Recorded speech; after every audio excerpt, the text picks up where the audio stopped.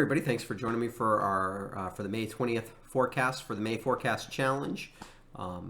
Forecasting every night in May to help raise money for the Neighbors Pantry. Had a lot of fun doing this. Hope you've enjoyed the trip as well. We've had some good weather, some bad weather. We are definitely into the smooth, easy to forecast, easy to take weather for the month of May. The next few days are looking just beautiful.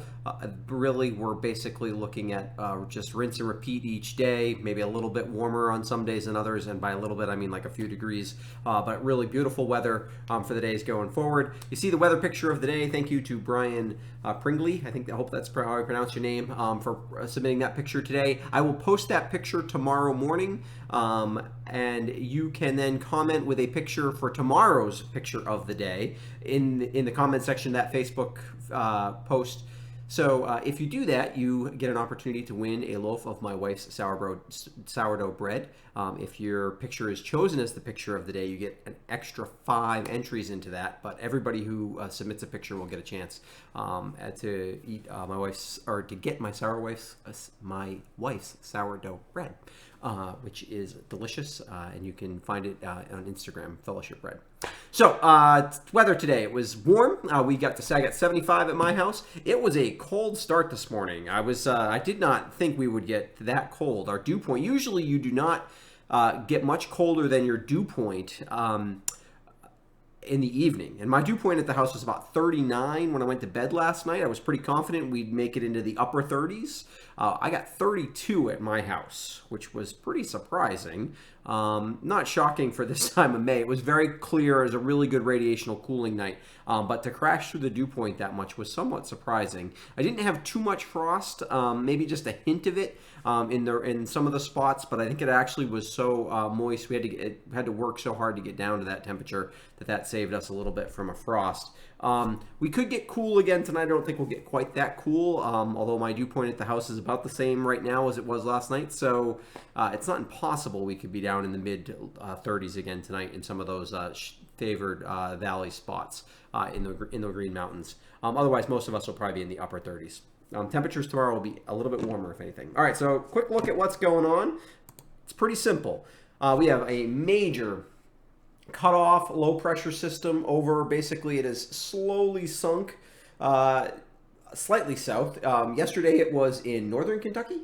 Today it's in Tennessee. So that's a little bit of progress. For us, that's great. For North Carolina, South Carolina, and into Virginia, there's been a lot of rain, and certainly this is the same storm that caused all the problems with the dams in Michigan. So unfortunately, when a storm just doesn't move and has plenty of access to, as you can see, we've got Gulf moisture and Atlantic moisture being pulled into this storm.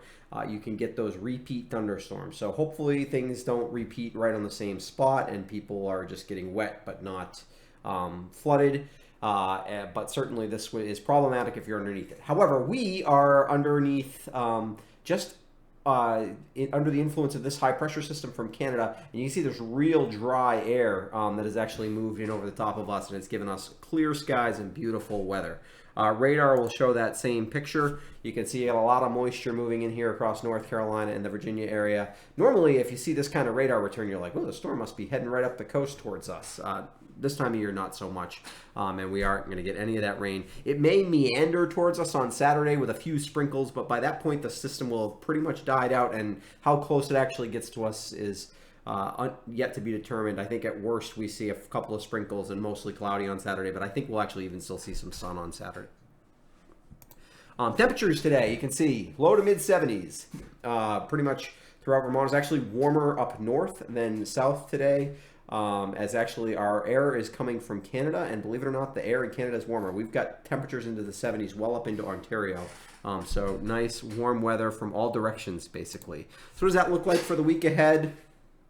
This is what I envisioned, like I said last night when I said I was going to do forecasts during May. Basically, every day is nice. Tomorrow, we're maybe a couple degrees warmer than we were today. Mostly sunny. Friday, a couple of degrees warmer than that. We could hit 80 on Friday. That's definitely possible. Saturday, I think, will be a little cooler because I do think there'll be a few clouds. We could see a sprinkle on Saturday. That's really our only chance for rain until the next chance would be maybe middle of next week. Sunday, mostly sunny again, a little cooler, lows near 70. Monday, same thing, maybe a couple degrees warmer on Monday. Tuesday, maybe a couple of clouds around. We're back into the mid 70s.